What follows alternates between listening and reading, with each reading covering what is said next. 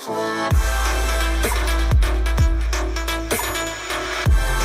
guys! Welcome back to my channel, and for today's video, gagawa naman ako ng lip tint recommendations for you guys kasi nag-IG questions ako, yung IG question sticker sa IG story. At ang daming nagsabi na gusto nila ng lip tint suggestions, so here it is.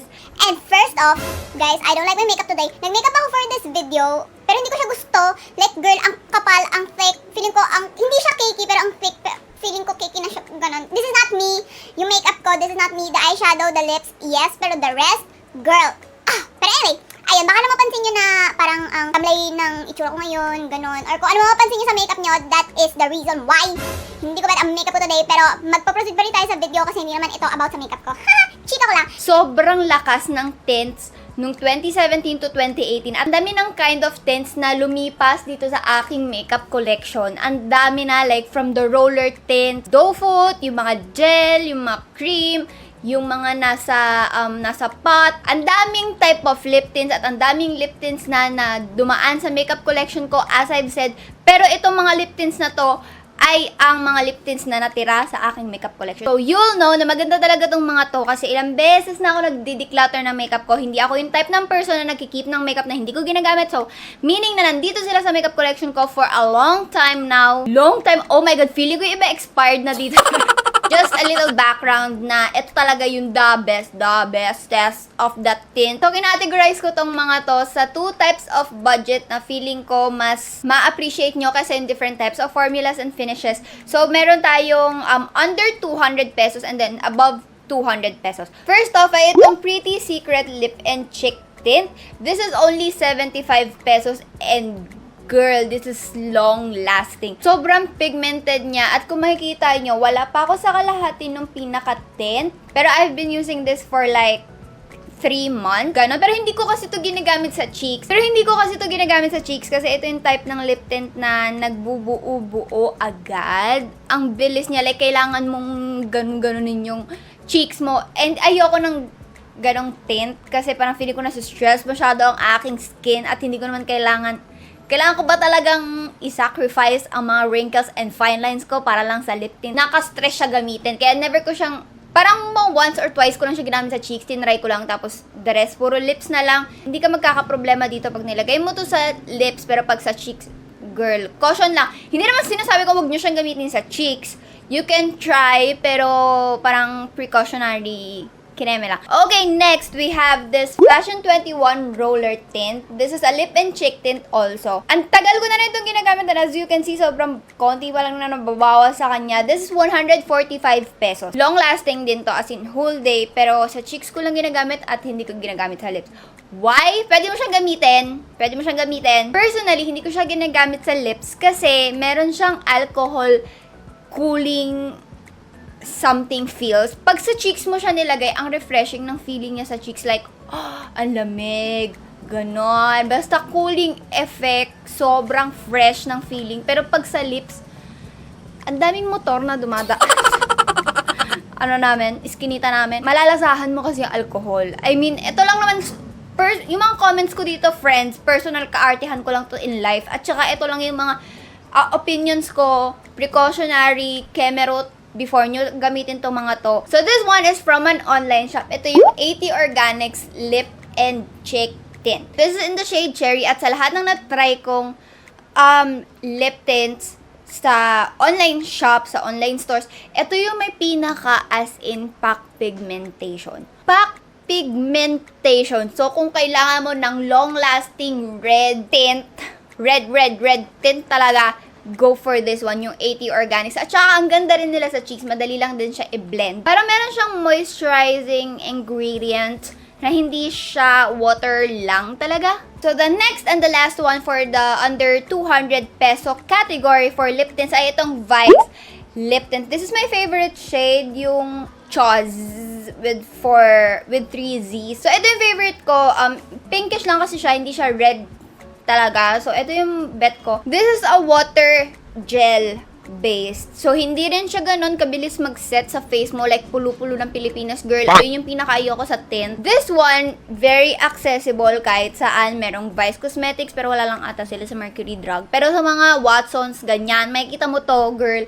At saka, 145 pesos, very affordable. Meron siyang wand, if you prefer the wand. Saka itong Pretty Secret para meron siyang wand. Pero kahit nalinisin ko siya, talagang nagbubuo-buo siya. Lalo na pag may natitirang tint sa taas. Syempre pag binaba mo yung wand, di ba may matitirang tint sa pinaka-rim.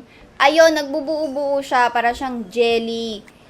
Kulangot type. Ang baho! Ang pangit ng description, kulangot. Pero para siyang jelly, sticky type na ganun. Okay, so next category na tayo sa above 200 peso lip tints. Okay, so the first one and the most accessible of all of these above 200 peso lip tints ay itong Colourette Cosmetics. Meron silang mga kiosk or mini store sa mga malls at saka pwede mo rin siya i-order online sa Shopee, ganyan-ganyan. I'm not sure sa Lazada. So ito yung Colourtints at girl, parang nail polish type yung pinaka-brush niya dito, which I personally don't like. Kasi parang ang hirap niya ilagay sa cheeks. Parang pag ilagay mo siya dyan, minsan sobrang dami, minsan ang konti. So hindi ko alam kung i-change nila tong type of wand na ito or brush na ito. Pero I personally don't like it. Pero ang ganda mismo ng tint, girl.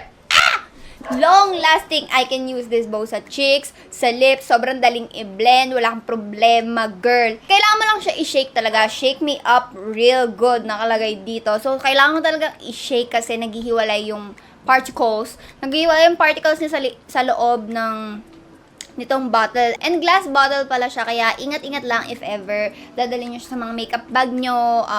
Ingatan nyo kasi baka mabasag, sayang ang tupok. Okay, so that's it for this one. The next two lip tints are from Peripera, guys. In terms of cream-based tints, Peripera is the best. Hindi ba ako nakapag-try ng water-based tints nila? Pero, girl, etong mga cream-based tints nila, long-lasting talaga. So, meron ako ng Peripera Ink Velvet.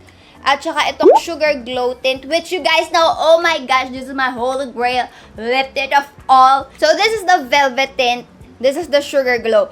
So, kung gusto mo namang velvet type of tint, this is the way to go. This is the product to go. This is the product to buy. And if you like that glass skin moment, oh, hindi ko siya suot today, pero sa last video ko, ginamit ko to, girl, instant glass skin in a moment. Like, ilagay mo lang siya dyan. And yung glow niya talaga, like, ito kasi sobrang fake na ng glow ko dyan, girl, kasi sobrang dami ko na nilagay na highlight. Kasi nga, na-bad trip ako sa cakey ng makeup ko, yung pagka-cakey ng makeup ko, na-bad trip ako, naglagay ako ng highlighter na madami-madami, so fake na yan. So, ito girl, paubos na nga ito, nakaubos na, actually, pangatlo ko na to. Meron silang 5 shades. This is from my Caris shop, by the way. Meron silang 5 shades sa Caris, at ito na yung pangatlong shade na nagamit ko, at girl, paubos na rin siya, so sinasandok ko na lang siya sa loob. At yung wand niya, kakaiba, girl. So, ganyan yung wand niya, pasandok type of wand siya, girl. Kaya kapag ginagamit ko siya, ginaganong ko talaga para makuha ko yung product sa loob. And if you're the velvet type, matte velvet type, you can go for this one, Peri's Ink Velvet. Na-try ko rin yung airy velvet nila, kaso maling shade kasi yung nakuha ko, parang umitim ako using that shade, kaya hindi ko rin siya natuloy-tuloy gamitin at hindi na ako nakakuha ng iba pang shades. Pero anyway, ito long lasting din to, guys. Oh my gosh, long lasting both of these. Pero ayun, magkaiba sila ng finish. So if you prefer the velvet one, go for this one. If you prefer a glowing skin, go for this one. Kaso ito, masyado siyang mabango na nakakain mo na yung amoy niya kapag ginagamit mo siya. So, that's the only thing, that's my only thing with this one. Sa Sugar Glow, wala at all. So, next one, this is the Merzy Velvet Tint. If you're into velvet tints, like I've said, if you don't like the smell, the taste of this one, you can go for this. Girl, ayun yung gamit ko sa lips ko today. Oh my gosh. Ginamit ko rin siya sa cheeks today, pero feeling ko hindi siya ganun lumalabas sa camera ngayon kasi ang kapal na nalagay ko powder. Kasi yung powder na ginamit ko on top of all my beautiful makeup underneath, full coverage powder. Hindi siya setting powder. Kaya girl, Sobrang cakey niya. Tingnan ngayon at feeling ko hindi nyo na nakikita. At yun nga, feeling ko hindi nyo na nakikita yung tint ko sa ilalim. Pero this is the Merzy one. Long-lasting, wall proof. Kahit uminom ka dyan, kahit tubig lang naman, uminom ka ng Yakult, gano'n, uminom ka ng soft drinks, girl, andyan pa rin siya kahit mawala yung cream top.